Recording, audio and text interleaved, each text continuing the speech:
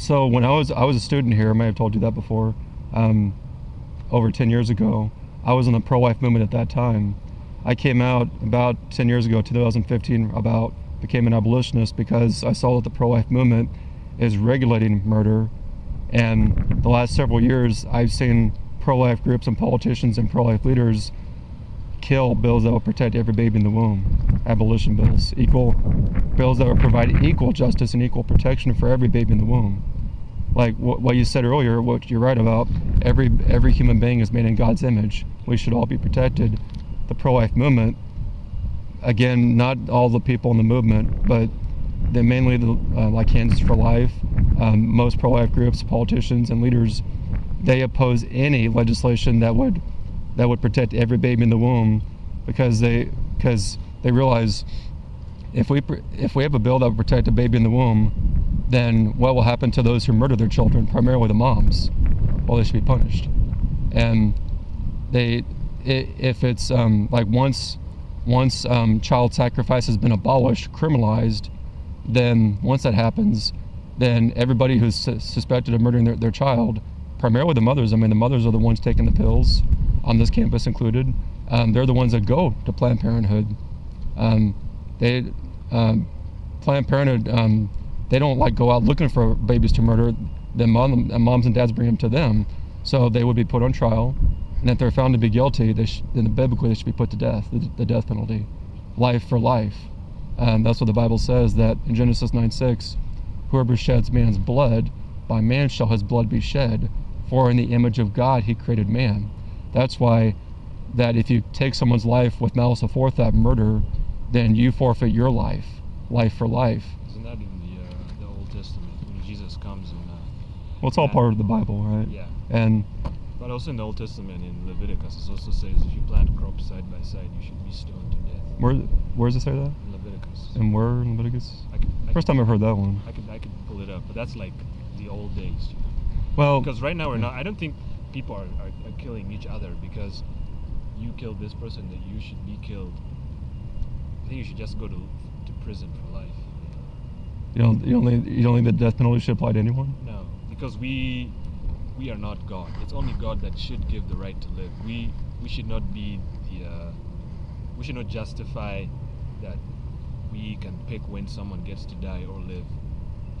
Well, the Bible gives us like cases for like rape, to put the rapist to death if you take someone's life, and we that's never gone away. Yeah, but and God repeats His law in the New Testament, including you shall not murder, and that right there, the negative, you shall not murder, implies that if you murder someone, you should be punished. Not you took their life, you forfeit your life. So that never went away. I'm not saying all the laws in the Old Testament stand today, no, but certain laws do, and including that. And so, but the pro-life movement holds that every mother who murders her baby, every single one, is a victim. Like they call the mother a second victim of the murder she committed. She's just as much a victim as the baby she murdered. That's what the pro-life movement believes. Is that what it stands for?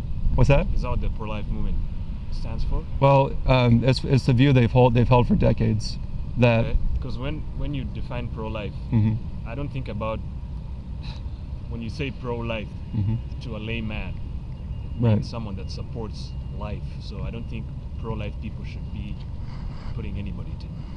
I don't think they go hand in hand with putting people to death based off the crimes they've committed. Well, what we should do is that the government is the one that should be putting people who deserve the death penalty to death. Not everybody, because not every crime, different crimes merit different punishments. Yeah.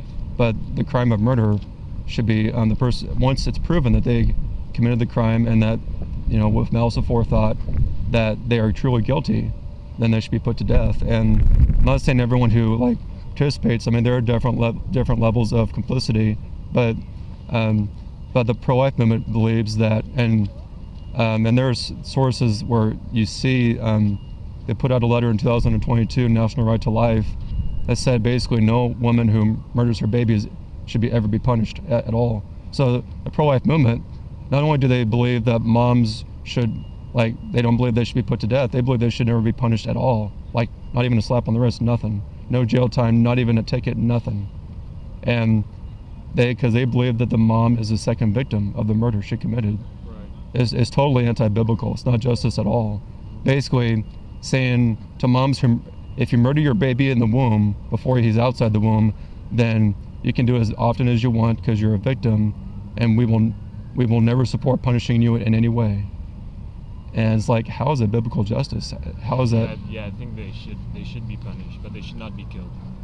But even then, that's even there you're at odds with the pro-life movement. What if you got into a car accident and then somebody died by mistake, but they can't prove that you Well, yeah, killed them that's by mistake? Would you be okay with getting put to death because you believe? what do you mean in a car accident? You're in a car accident. You can't let's say you T-boned somebody by Mhm. mistake because let's say the lights were flickering. Well, I mean if it's a And then you mistake, kill them, that's not murder. Like, But you killed them. well, the law takes all that into consideration. Like, What if the law can't prove that it was a mistake, and then they want to put you to death? well, that's why we have courts of law to help determine. Like you have witnesses, you have a jury to determine this person, what was their intent, were they, what was their capacity, like were they trying to do this, where it was an accident, and there's different punishments. Like it was in an accident where what was going on here. They look at all the circumstances, and so it's a case by case situation. But abolitionists believe that the person who commits murder should be put to death, and not saying everyone who participates should be, but there should be punishment for everyone involved that you can prove that they were involved, and that's a big thing. Not the only thing, but where abolitionists are at the difference between the pro-life movement and abolition is we believe in justice. That it's not justice when you tell murderers. A certain group of murderers, like the pro-life movement, I'm assuming, would hold that if a mom drowns her child in the bathtub, she should be punished, right? But if that mom murders her child soon enough, before the child's outside the womb, before the child gets to the bathtub, if that mother murders that same child inside the womb, not in the bathtub, the pro-life movement would say she's a victim who should never be punished. So it's totally inconsistent. And in that case, the pro-life movement's really no different than the pro-abortion movement, saying that they recognize they recognize or they see that the child outside the womb has value, but not the child inside the womb, because there's no punishment in this case, but there's punishment in this case, if that makes sense. Like if you murder your baby in the womb, you're a victim who should not be punished at all. If you wait too long and your child's born and you murder him in the bathtub, you hold his head out in the water and he drowns, then you should be punished. You committed murder. So I hope that makes sense. That they do exactly what the pro-baby murder movement does. They dehumanize the baby in the womb, saying that if a mom does it, then she should not be punished. Now, if the dad does it, he should be punished. So it's basically giving special murder rights to moms if they murder the baby soon enough in the womb. Because like the pro-life movement, they hold that if the dad does it, he should be punished. What about the abolitionists? What do you believe About the punishment? Should someone be punished, or what's that? the abolitionists? Yeah. You guys, what do you believe about who should be punished or when they should be punished? Well, I was just going into that we believe that there should be everyone involved should be punished. That you once you can prove who's involved, and primarily it's the moms who are taking the pills. Yeah, and what mode of punishment do you think they should get? The death penalty if you're truly guilty. If you committed murder with malice forethought, you forfeit your life for the child you murdered.